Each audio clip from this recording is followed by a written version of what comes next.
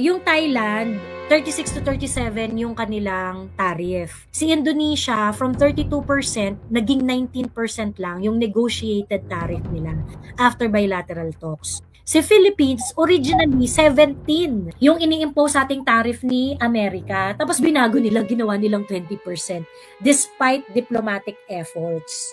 So anyway, maraming salamat sa Office of the Vice President. Maraming salamat po sa consistent ninyong paglilingkod sa bayan at sa pagpapakita sa oras na sakuna, lalong-lalo na sa panahon na hindi maganda, ay merong maaasahan ng ating mga kababayan, lalong-lalo na sa kalsada. Thank you very much po. Sa Office of the Vice President, today, they made the decision na yung libreng sakay ng Office of the Vice President ay ma-extend hanggang alas 12. Ayan. Today nagdesisyon yung napaka-responsive ng Office of the Vice President, So dito mo makikita kung gaano ka-efficient niraran ni Inday Sara ang Office of the Vice President. Around 8 PM, nag-announce na ang Office of the Vice President na extended hours ngayong tag-ulan ang operation ng libreng sakay. Napakalaking bagay nito, no? Kasi nga, ang dami natin mga kababayan na stranded sa, sa kalsada, sa baha, and it's really gonna be very difficult for them to come home. Ay, ako, naranasan ko yan. Naranasan ko yan before na maipit ako sa naglakad ako 3 oras. No joke, as in. Naranasan ko yan. Ganyan kahirap pagka talaga malakas ang ulan sa Metro Manila. No? Mahirap maghanap ng sasakyan. Kasi walang lulusong eh. Ang lulusong lang mga malalaking sasakyan kagaya nitong bus. Ganyan. Yun lang ang lulusong dyan. Ayan, so si Office of the Vice President, ngayong araw na to, kung ano ang meron sila, ay in-extend nila sa mamamayang Pilipino at ito ang ahensyang isa sa mga pinakamalitang budget na binigay, wala pang 1 billion ang budget nito, 755, 733, something like that. Ayan, so ito ang Office of the Vice President habang kumukuha ng mga pasahero sa Kamaynilaan, biyaheng Monumento, biyaheng Quiapo. Ayan, lakas ng ulan. Sa gitna ng lakas ng ulan, nagseserbisyo ang libreng sakay ng Office of the Vice President. Okay, ito biyaheng Litex, biyaheng PITX. Ayan. Ayan po, ayan, okay. So anyway, aside from that, yung Office of the Vice President, naghahanda na sila ng relief operations nila. Hindi pa nag-a-announce si Lucas Bersamin. Hindi ba nag-a-announce si Lucas Bersamin, yung Office of the Vice President, naghahanda na, para sa kanilang relief operations. This, ladies and gentlemen, is what you call efficiency. Si Inday, wala si Inday sa Pilipinas, ha? Nasa The Hague si Inday dahil oras pa ng bisita niya. Panahon pa ng pagbisita niya kay PRRD. Uwi si Inday sa Pilipinas and then tutulak naman siya papunta sa South Korea para i-meet ang mga OFW doon. Pero, ang naiwan niyang opisina ay tumatakbo sa sistemang kanyang isinaayos sa Office of the Vice President. Then, everybody's working, everybody's preparing, may mga hot meals na pine-prepare. Nagpapacking na sila, naghahanda na for relief operations. Hindi ka na maghihintay ng actual disaster to happen. You are ready. Kung ano man ang mangyari bukas sa Makalawa, ready na ang Office of the Vice President na mag-extend ng tulong sa mga kababayan nating nangangailangan. You can call Inday whatever. Yung mga hindi gusto si Inday, ganyan-ganyan. But Inday is a manager and a very, very efficient manager. Dahil importante nga, lalo na kapag ikaw ay nagpapatakbo ng isang opisina, importante ang meron kang sistema. Importante na yung mga tao mo gumagalaw kahit physically wala ka doon. That is the mark of a good leader, of a good manager. Parang well-oiled machine ang Office of the Vice President. Ganon sila pagdating ng oras ng sakuna. May magandang pinost si Ate MJ kasi andun yung Ayan, ito. Talagang in action yung libreng sakay ng Office of the Vice President. Ayan. Merong nagtataka, si William Garrido ba yun? Na parang, sinasabi nyo, 1 million 50-seater lang ang bus ng Office of the Vice President. Ganyan. Na 1 million, it's impossible. The mass is not mathing. Ganyan. Clearly, yung mga ganong klaseng tao, hindi pa kasi nakasakay ng bus. Hindi niya alam. Hindi niya alam na ang boss dito sa Pilipinas, standing. Laging standing yan kapag rush hours. At ang Office of the Vice President, actually, ang operation nila is lagi naman yung oras ng rush hour. So, marami talaga silang pasahero all the time. So, ibig sabihin, yung mga pasahero mo sa loob, standing yan. Standing ang pasahero mo hanggat kasya, isisiksik yan. Ay, wala dito yung picture. Meron pa yan yung picture na nakatayo sila sa loob. Ayun. May standing pero hindi siksikan. Pero umaabot talaga sila sa ganitong point. Ganyan naman kapag hindi nakikita. Ayan, nakikita nyo ba? Ayan. Nakatayo sila doon sa gitna. Meron mga ganyan. So, hindi, yung 50 seating capacities, 50 yung seats. Pero, very likely kasi yan, lalo na kapag rush hours, yung mga pasahero talaga, wala silang pake kahit nakatayo sila. Basta makarating na lang sa bahay. Sorry naman, pero yung ganyang ulan na miss ko from UAE, sabi ni Marvin Concepcion. Okay lang kami sewerage, Marvin kaso nagbabaha. Ayun, so anyway, Mami Laika, pag-usapan natin yung visit ni Bongbong Marcos sa Amerika. Kasi, nakakaloka, dahil pinublish pala ng PNA yung meron palang PNA report on the demands of the US. 'Di ba? Pumunta si Bongbong sa Amerika because of an invitation ni Trump. Kasi para yan sa diplomatic efforts dun nga sa tariff na inimpose ng Amerika sa iba't ibang mga trading partners niya. So ngayon, etong si Trump, meron siyang invitation nga. Kumbaga turn na natin na makipag-visit at makipag-usap sa US. Kasi yung ibang mga company, ibang mga bansa, ay nagpunta na, nag-negotiate na. So, for example, yung Thailand, 36 to 37 yung kanilang tariff. Si Indonesia, from 32%, naging 19% lang yung negotiated tariff nila after bilateral talks. Si Malaysia, 24%. Si Brunei, 24%. Si Philippines, originally, 17%. Yung ini-impose sa ating tariff ni Amerika. Tapos binago nila, ginawa nilang 20%. Despite diplomatic efforts. Ayun, nakakaloka. And then Singapore is the lowest at 10% baseline tariff. So si Singapore yung pinaka-cheapest sa buong region. Okay. Ngayon, pupunta si Bongbong sa Amerika. So ang main thrust ng pagpunta ni Bongbong sa Amerika is really about the tariff. Yun yung sinabi niya dun sa trip. Pero tanong ko lang, in-invite ba siya talaga? Sinabi ba ni Trump na halika pumunta ka rito pag-usapan natin? Or sinabi lang ni Trump na pwede naman pag-usapan? And then napunta ako. Yeah.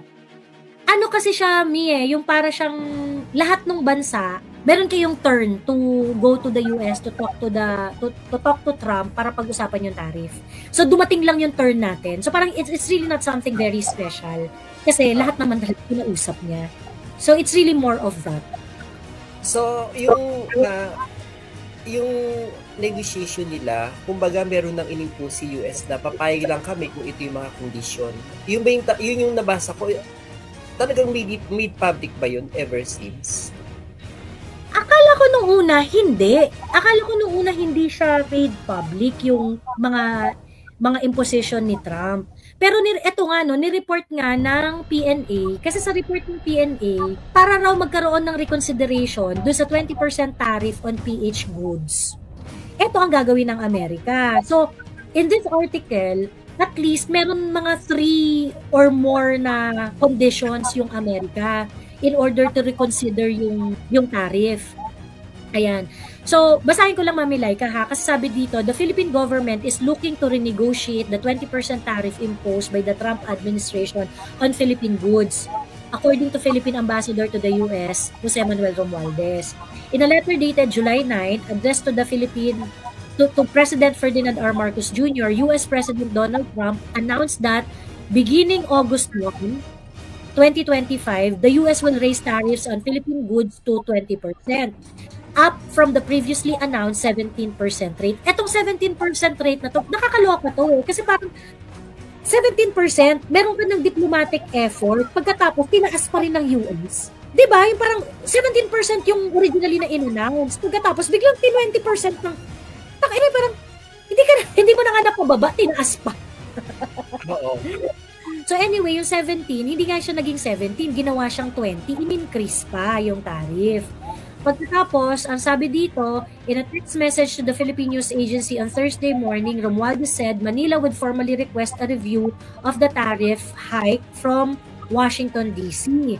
Trump in his letter recognized the Philippine-U.S. trade relation and said the latter has agreed to continue working with the Philippines despite having significant trade deficit. So starting August 1, 2025, we will charge the Philippines a tariff of only 20% on any and all Philippine products sent into the United States separate from sectoral tariff. So yung base tariff pa lang yun, wala pa yung para mga specific tariff sa specific sector. Ganun, for example, mattress. Yung mattress, meron na yung tariff na meron siyang graduated na tariff yung mattress sa US. So, from the baseline tariff, i-add pa nila yung sectoral tariff. Ganon. Grabe ang US, no? No tariff if the Philippines or companies within the country decide to build or manufacture products within the US. So, ang sinasabi niya is that, Mami Laika, no? Tama ba? Na kapag ka, kunwari, may Philippine company, tapos pupunta ka sa Amerika, tapos dun ka sa Amerika magmamanufacture, hindi mag-tariff. As if naman manufacturing country tayo. Ang nakakaloka nga dito, tayo, we badly need manufacturing industry to thrive in the Philippines. Kasi, yung mga pabrika yan kailangan mo ng trabaho, kailangan mo mag-industrialize, kailangan mo dito ng real deal business ng production. Dadalhin yan supposedly ng manufacturing company. Kaso si Amerika, ang sinasabi niya, pagka meron, i-impose namin kayo ng tariff, pero kapag kayo, mga Philippine company, kung ayaw nyo ng tariff, pwede naman kayong mag-manufacture sa States. Di ba parang gago tong si Trump, no? Kaya nga sa katerbang OFWs natin, kasi walang oportunidad dito sa Pilipinas. Oo. So, bakit ka magtatayo ng pabrika sa US?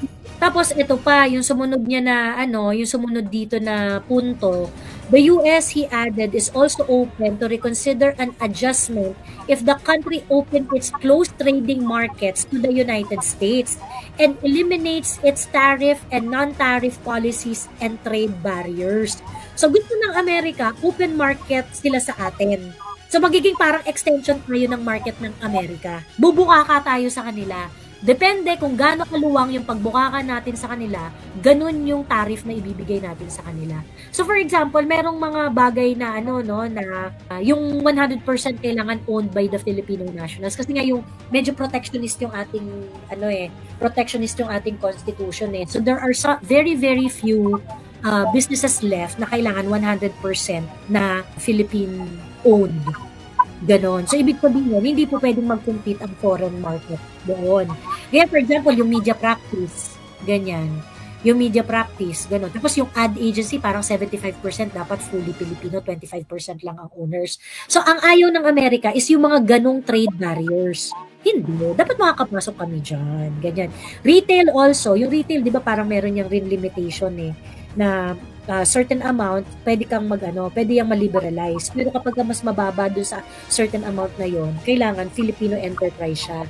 So ngayon, dito ng Amerika, ay hindi. Wala dapat trade barriers. Dapat kahit maliliit na negosyo, galing sa Amerika, pwede rin kami pumunta dito. Pwede rin kami magbenta dito. Ganun yung gusto ng Amerika. Mawala ng trade barrier ang Pilipinas. So, magiging extension tayo ng market nila. Ngayon, depende sa pagbukakan natin sa Amerika, yung magiging feel nila na in-negotiate nila na tariff sa atin. Tapos, eto pa, last. These tariffs may be modified upward and downward depending on our relationship with the country. So, depende kung anong feelings nila. Depende sa pakinabang natin sa kanila. Pag nakita nila, wala tayong pakinabang sa kanila, increase on tariff. Pag nakikita nila na parang, beneficial, di sige, parang meron kaming gusto sa inyo, babaan muna namin ang tariff, ganyan. So, yan po ang sitwasyon natin with the Americans. At nagbanta pa siya, hindi natin pwedeng gawin yung ginawa ng China na parang, bibigyan mo ako ng ganito kalaking tariff, sige, bigyan kita rin ng 80% tariff. Hindi tayo pwedeng gumante. Nakakapikon tong US, no? As if naman yung EDCA states na lang nila, parang extension na ng Amerika. Ano ba napapala natin sa EDCA sites? Totoo. Para sa isang bansa na sobrang daming pakinabang ng US, no, we cannot even make a good deal with the Americans. Talagang, we are the America's bitch. Pero alam mo, Mami Laika, sobrang nawi-weirdan ako dito. Kasi parang, sobrang lopsided nito. Sobrang lopsided nito. Tapos, allegedly, may nag-tip sa akin na the Philippines is, meron pa nakakadiring terms yan eh. Ganon. So parang ang sinasabi is that yung mga deals natin with, yung mga manufacturing deals natin with another country, hindi nila ikatutuwa. Ganon. Ay, hindi namin ikatutuwa.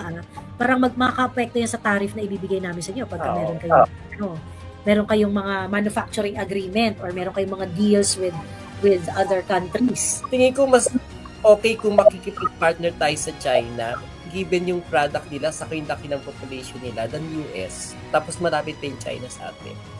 Oo. Well, mag-benefit talaga tayo sa laki ng Chinese market. Talagang, kung sino man makapenetrate ng Chinese market is really bound to be prosperous, di ba?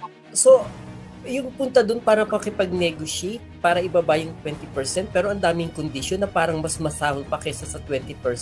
Para ano pang pumunta ka dun? Oo. So parang, ano talaga, nandun tayo para igisa sa sarili nating mantika, Diyos ko. Nandun tayo para, pag-initan.